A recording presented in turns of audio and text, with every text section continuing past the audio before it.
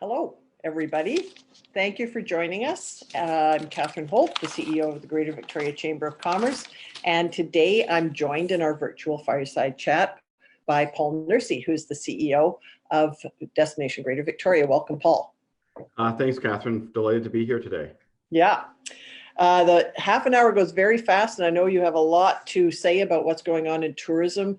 We've all been suffering the consequences of this economic shutdown, but you and I have been in constant conversation about the fact that tourism has borne an extraordinarily big impact from what has been going on in our province and certainly our region with regard to the virus. So first of all, could you just put things in a little bit of context for our audience by talking about the size of tourism as an industry in our region? Sure, absolutely. And Catherine, I'm just going to preface this by saying behind all these numbers, there are real families and real businesses that are now moving beyond the kind of initial shock of this and into what's looking to be long-term economic suffering.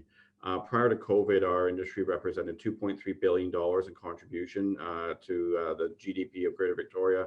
That was based on a study in 2016. So it's, a few years old. We've had some record years beyond that. So probably more, and we're quite conservative with these numbers, directly employing 22,000 people, and 2 in 5 Greater Victorian families have family members working in tourism. So it's pervasive everywhere in the community, and that's before we get into the supply chain, all the small businesses and business-to-business providers like sign makers and graphic designers and all those other things that support our industry. We know it's the second largest private sector contributor, but it employs the most people, right? It's a very labor-rich sector, including youth and disadvantaged groups. So, a government-mandated shutdown, which is what we had to do for health reasons, and then kind of with very little of a roadmap back at this point in time, has been absolutely devastating. And I think, the pain and suffering is really starting to hit home now. And that's why we're trying to create a roadmap ourselves, and really we're going to need government to partner with us to make sure this vital industry continues on. Yeah, absolutely. Yeah, well said about the human price that's being paid here.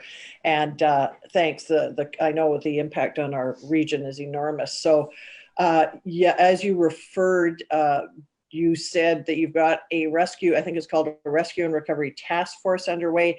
And just this morning, you released a plan with a number of goals. Could you talk a little bit about what you have in that rescue and recovery plan?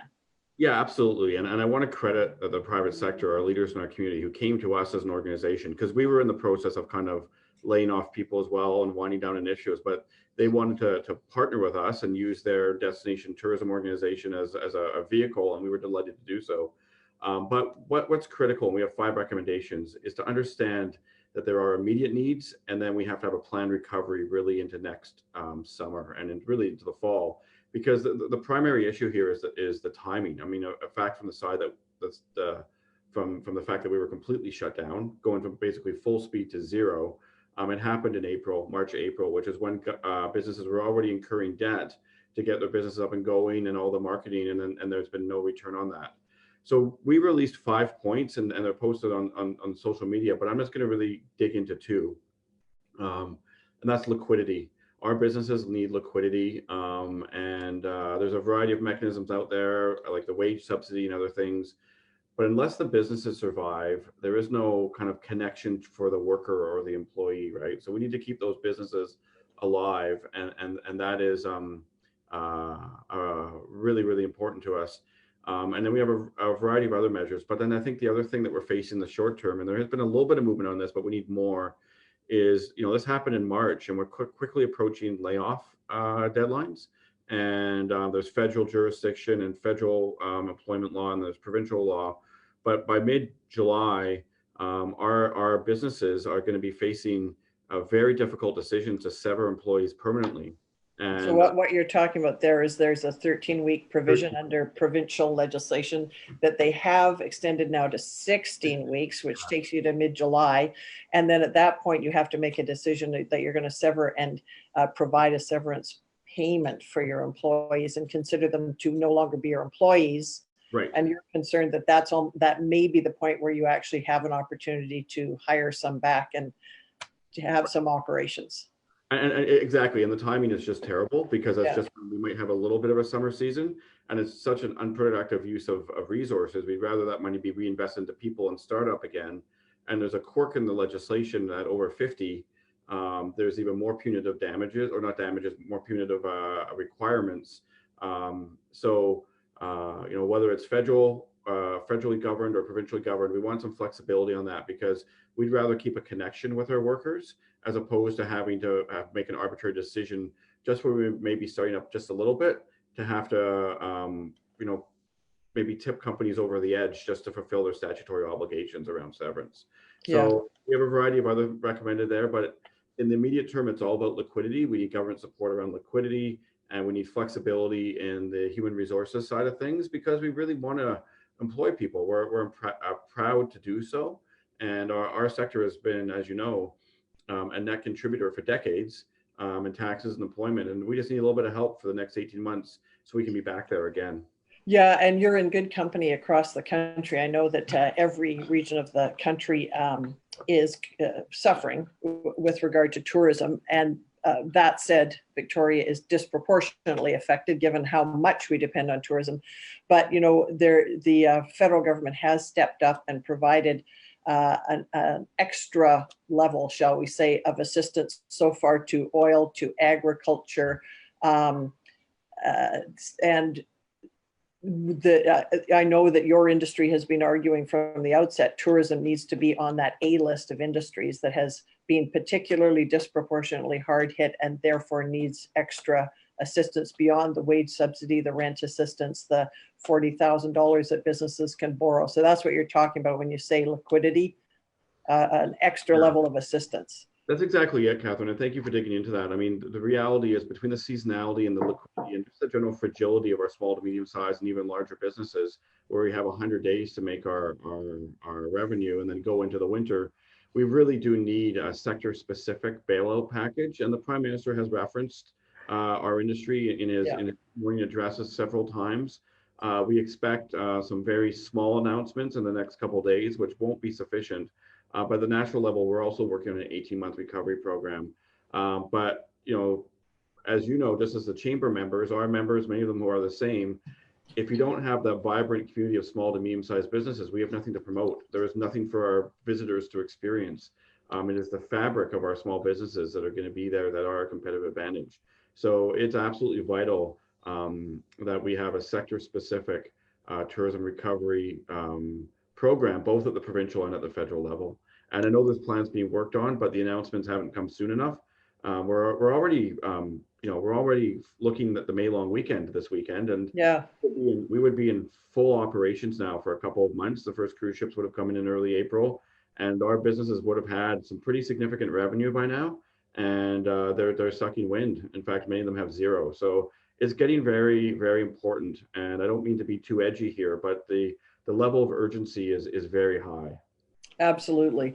Now, there's been some talk among various levels of government about how much we can rely on local and then provincial and then I'm going to say national tourism. That's what we're going to be left with. The way it's looking now, that's what we've got for the predictable future. So can you talk a little bit about how far that takes us? So if we are really focused on marketing Victoria to Victoria, or say Vancouver Island to Vancouver Islanders, or British Columbia to British Columbians, how far does that take us? And do we get much farther if we attract Ontario and Quebec visitors, for example? So that was a great question. And I think, I think the first thing that we have to do is congratulate the health authorities because they've done a fantastic job.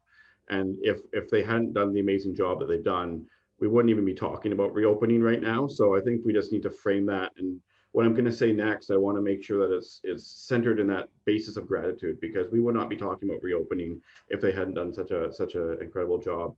But if we start with, let's call it intra-provincial travel, we'll welcome guests from anywhere, and we're very grateful for Islanders, Vancouver Islanders, or even some visitors across from Vancouver. That's not enough. It would be a very small percentage. And we do know that Canadians and British Columbians are active travelers. And we've heard some discussion in the last number of days from various officials that said, well, if we just capture the $6.1 billion of British Columbians that travel outbound and somehow, keep that contained within British Columbia and redistribute the pot, well, that'll see us through. But that's a false economy. That's a false business plan. It's not going to steer us through. And I don't mean to be controversial and bump up against our provincial authorities, but the reality is that we're an export business. We generate on other people's money. And so eventually, when it's safe to do so, we need to get the borders open and the rest of Canada traveling. Domestic travel can actually be a good base. It's about 60% of the total visitation, but it's Is that Canada you're talking about? That's Canada, yeah. But it's lower in terms of revenue because domestic Canadians don't do as much as international travelers. They don't pack in the restaurants and the attractions, the whale watching, all the other stuff. The money's not as diffuse. And we eventually, when it's safe to do so, we really do need to put a marker down that we need international travelers again. As controversial as that may be right now, when we're still facing the pandemic, I think it's just important to realize that eventually we do need to get there. And when you say international, you're primarily talking American. American is first, and then Europe, and then Asia eventually. And we know that will come later. But I just don't want your members or others to think that we can get to the road to recovery without getting there as soon as we're safely able to do so. Yeah. So you, when we were talking in advance of this, you were talking about one thing we have going for us is that we will have a very appropriate brand for the future. So could you talk a little bit about what you see working for us at some point in the future? Yeah, both immediately and in the short and medium term. We have a great destination. We have a great city. It's a vibrant region. We have everything from our beautiful inner harbor to our open airs, our gardens, our restaurant and culinary. The space we're perceived as clean, green, and pristine, and those are assets right now. I have learned that overseas travelers who are being allowed to rebook for 2021 are choosing Canada over the United States for obvious reasons. So we do think if we can get into late 2021, we can see a pathway to recovery. We just have to get there. Yeah, so clean, green, and safe is usually our other descriptor. And, outside. Outside, a big part of the future. Yeah, no, we've got a lot going for us. We're just in crisis mode and we need to build back here. And you said one of the things that you want residents to get to is believing that it's okay for visitors to come here. So it's that the borders open, that visitors are coming from a jurisdiction that's safe, but also as we're trying to build consumer confidence in every aspect of the economy, get people out of their homes when it's safe over the next few weeks and months and back into some of their habits that support our local business. The same thing applies with regard to welcoming visitors at the appropriate time.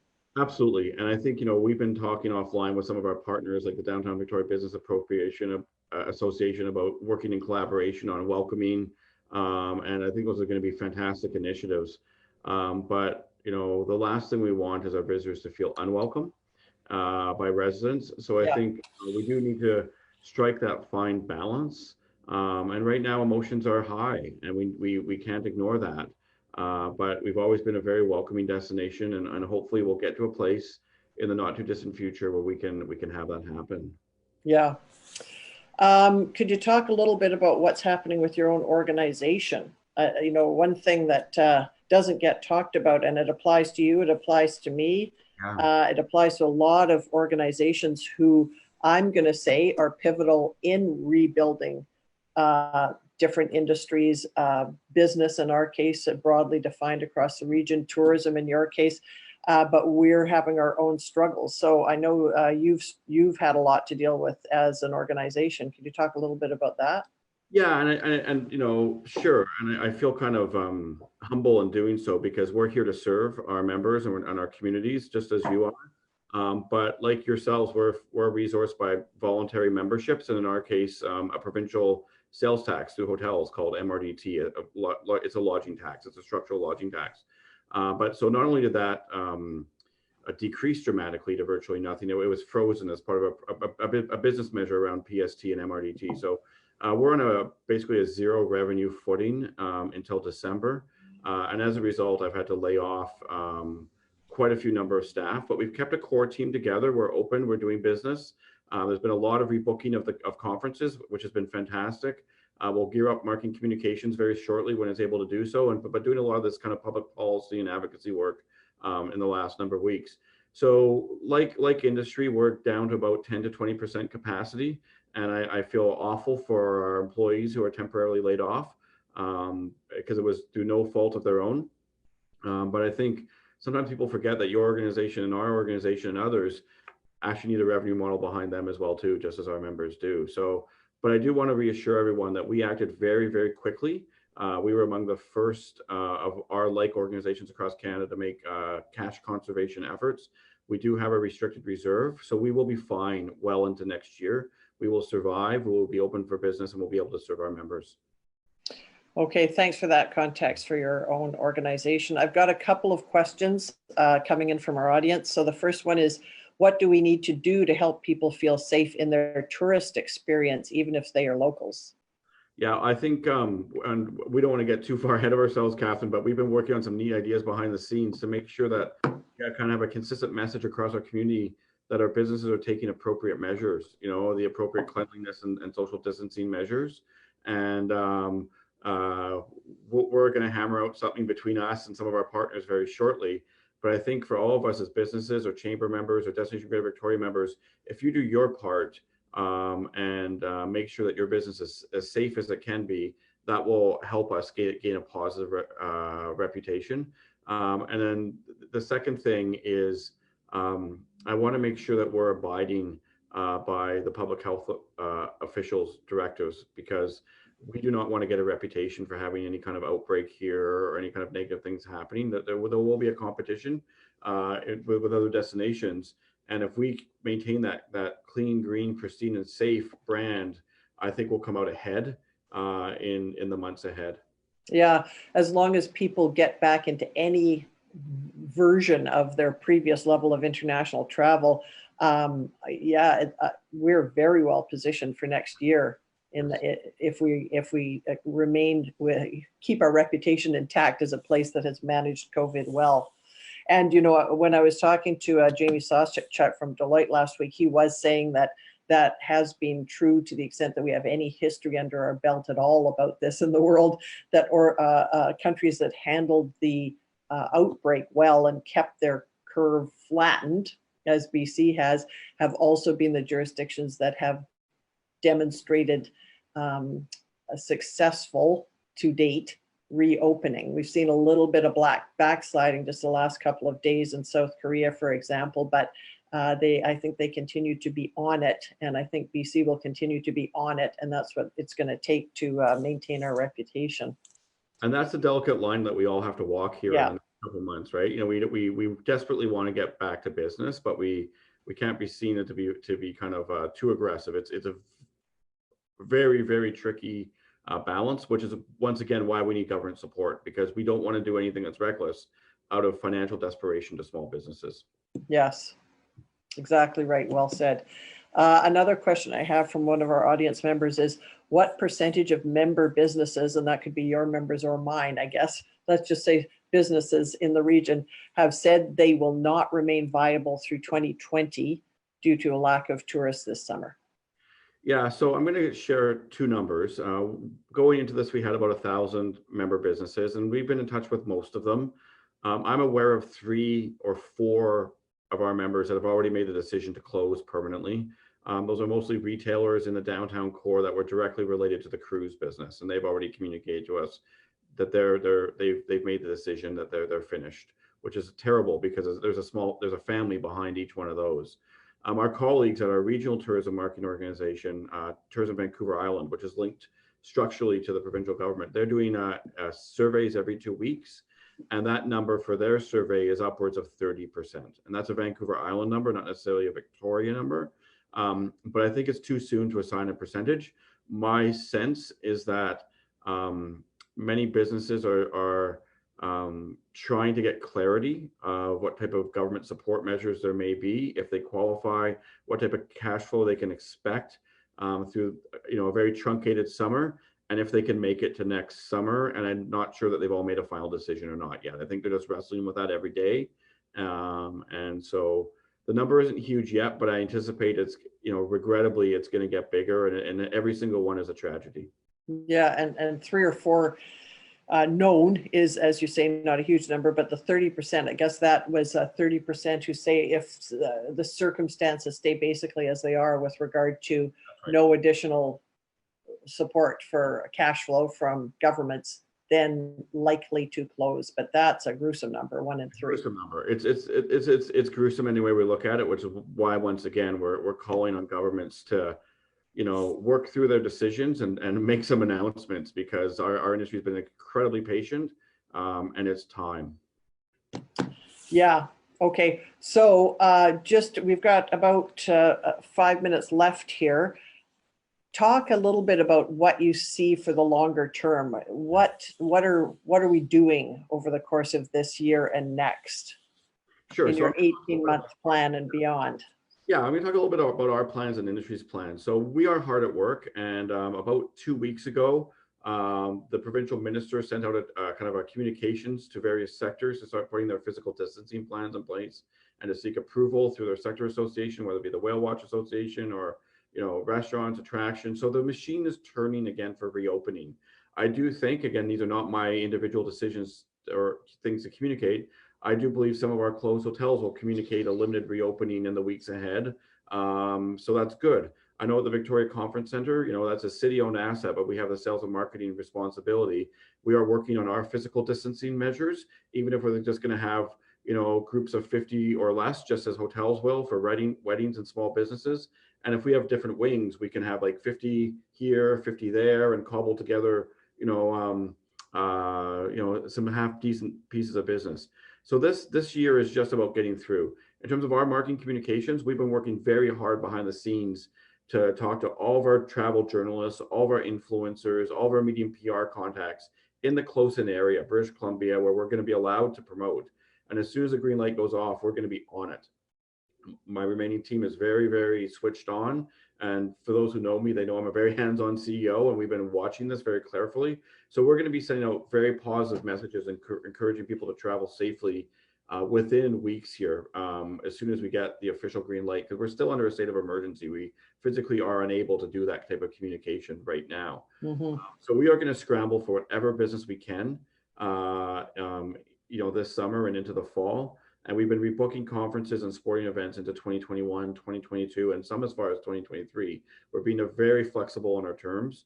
So the reality is we have to get through this year, through the winter and into the summer.